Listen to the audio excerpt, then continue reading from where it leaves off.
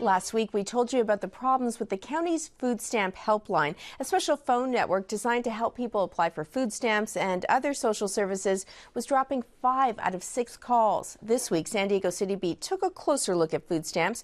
Joining me is City Beat editor Dave Rowland. Thank you for being here, Dave. My pleasure. Now, this phone line was actually set up because it was supposed to help people apply for food stamps. What went wrong?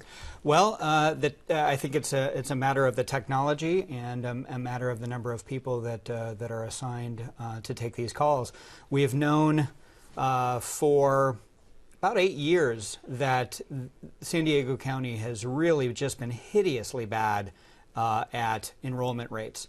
I mean, and we're not talking just bad. I mean, bottom of the barrel bad in terms. It was 28%, right? Back in 2005? Yeah. Compared with other metropolitan areas around the country, just really the bottom.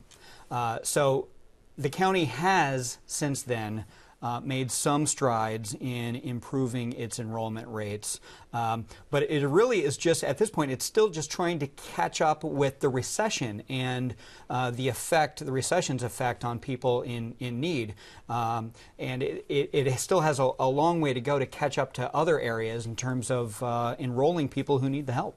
I think back in 2006, there were about 85,000 people in the county receiving food stamps. We know in 2011 that number grew to over $200,000. But like you say, the participation rate now is only at about 40%, according to this national think tank out of D.C.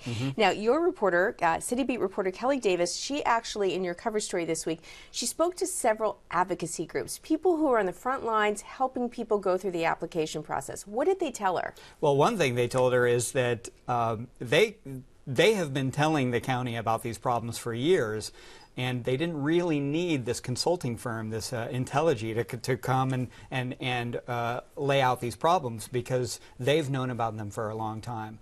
Look, the problem here is that you mentioned the call center, the access line, and 5 out of every 6 calls are being dropped. What's staggering is the sheer number of them. In September 2011, the access line dropped 406,000 calls in 1 month. That is staggering. And what happens then is all those people who couldn't get through now flood the physical offices, the family resource centers, where things don't get much better there. They have people report serious difficulties in getting through the process when they show up. First of all, it takes them, they show up at 6:30 in the morning, it takes them 2 hours to get in, and then it just becomes more difficult. And it's not just, even if you do get through on the phone line, it's not just one call and you're done. You know, a lot of times it takes follow-up phone calls, follow-up visits to the office.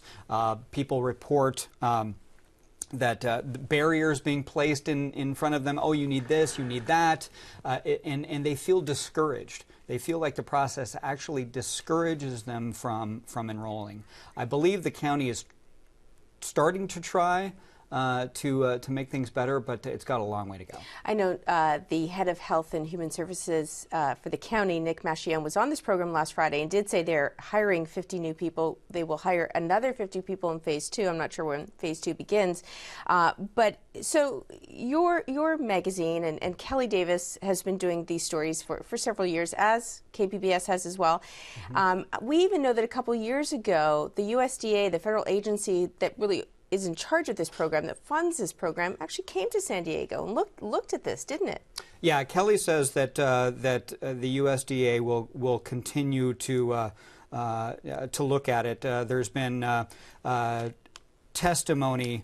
I think in 2011 there was testimony from a USDA official that talked about the negative error rate in San Diego County, and it is really, really bad. These so we're are denying people we shouldn't. Denying people for no good reason, and that San Diego County's rate is much higher than many other metropolitan areas on negative errors, and so that's one thing I know the USDA is looking at, and I wonder if that is really a result of sort of the climate that the County Board of Supervisors establishes at the top of the process, and then it filters down to the people on the front lines working with these people in need. that really is kind of a suspicious climate where they're worried about fraud. And we know that fraud is a really relatively minor problem. And so I believe, and I think a lot of the advocates believe, that the response to the fraud danger has been disproportionate with what that danger is in the first place. Okay, Dave Rowland, if people at home want to read that story, what's your website? sdcitybeat.com, or it's free in about 1,400 locations around the county. If they can find one of our red vendor boxes, they can read it that way. Okay, Dave Rowland, thanks for being here. My pleasure.